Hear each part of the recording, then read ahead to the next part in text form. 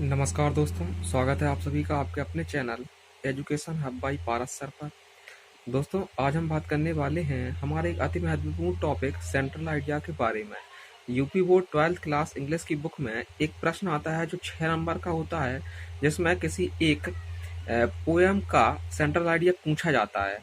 तो आज हम बात करने वाले हैं, एक चैप्टर है आपकी बुक में द ट्रू ब्यूटी यानी कि सच्ची सुंदरता। तो द ट्रू ब्यूटी यानी कि सच्ची सुंदरता, इस पार्ट का हमारा सेंट्रल आइडिया देखने वाले हैं कि किस तरह से सेंट्रल आइडिया पूछा जाता है, क्या लिखना होता है, इसके बारे में आज हम चर्चा करेंगे। तो स्टार्ट करते हैं आज का video. Central idea of the poem यानी कि जो आपकी एक पोयम है द ट्रू ब्यूटी यानी कि सच्ची सुंदरता जिसको हम कहेंगे, उसका आज हम सेंट्रल आइडिया देखने वाले हैं। तो सेंट्रल आइडिया को हिंदी में कहा जाता है केंद्रीय भाव। तो ये कविता के केंद्रीय भाव होते हैं, एक तरह से हम कह सकते हैं कि पूरे पाठ का निचोड़ होता है। तो आज हम बात करेंगे सेंट्रल आइडिया की। तो सबसे पहले इसमें लिखना होता है this poem has been composed by Thomas Carew, यानी कि इसमें सबसे पहले हमें पोयम का जो पोएट होता है, कौन इसको लिखता है, उसके बारे में थोड़ा लिखना होता है। उसके बाद फिर इसका विस्तार से पोयम का वर्णन करना होता है। तो चलिए देखते हैं। This poem has been composed by Thomas Carew, यह कविता थॉमस कैरियो के द्वारा लिखी गई है। Who is a great romantic poet of English literature, जो अंग्रेजी साहित्य के एक महान रोमांटिक कवि है। ही वॉज बॉर्न ऑन 1595, उनका जन्म 1595 ईसा पूर्व में हुआ था। He got his education from Oxford university, उन्होंने ऑक्सफोर्ड विश्वविद्यालय में शिक्षा प्राप्त की थी। इसके बाद ये तो हमारा थोड़ा कवि के बारे में हो गया। इसके बाद हम इसका सेंस लिखते हैं पोयम का।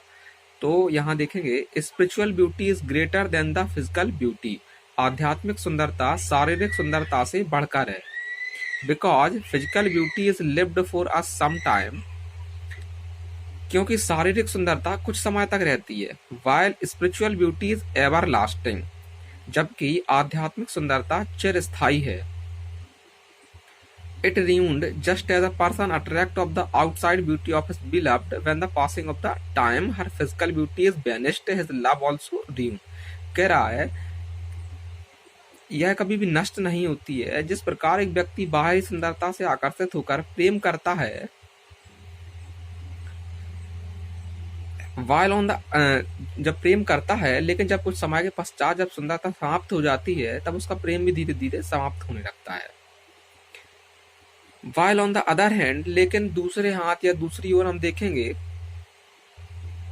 जेंटल थॉट यानी कि आपका सद्विचार है, डिटर्मिनेशन यानी कि दृढ़ निश्चय है, और काम डिजायर्स यानी कि शांत स्वभाव, आर परमानेंट, कभी नष्ट नहीं होती, ये परमानेंट रहते हैं। And they live for ever, और वे हमेशा जीवित रहते हैं। So the poet says that, इसलिए कभी कहता है where these ever think are not found I hate such beauty, कि जहां उपर्युक्त चीजें नहीं पाई जाती हैं, मैं ऐसी सुंदरता से घृणा करता हूं। तो इस पूरी पोयम का सार यह निकलता है कि जो आपका कवि है वो यह कहना चाहता है कि जो किसी भी व्यक्ति के अंदर जो बाहर की सुंदरता होती है वो मायने नहीं रखती है, उसके अंदर की जो आध्यात्मिक सुंदरता होती है वो मायने रखती है। क्योंकि उम्र के साथ साथ आपकी बाहरी सुंदरता कम होती जाती है, घटती जाती है, जबकि आपके अंदर की जो आध्यात्मिक सुंदरता होती है, आपके मन के अंदर के जो विचार होते हैं वो कभी भी बूढ़े नहीं होते हैं, ना वो घटते हैं। तो आपकी सोच जो है, आपकी जो अच्छी सोच है, वो कभी भी मिटती नहीं है, यानी कि कम नहीं होती है। तो ये जो है आज हमने बात की द ट्रू ब्यूटी चैप्टर के बारे में, उसके सेंट्रल आइडिया के बारे में।